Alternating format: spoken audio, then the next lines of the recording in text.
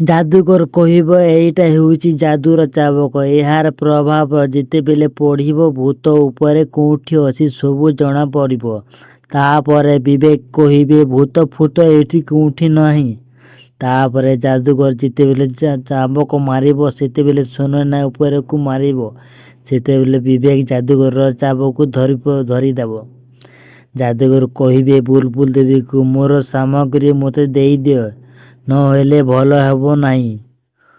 ବୁଲବୁଲ ଦେବୀ କହିବେ ମୋର ନାମ ହେଉଛି ବୁଲବୁଲ ଦେବୀ, ଚୌଧୁରୀ ପରିବାରର ବଡ଼ ବୋହୂ।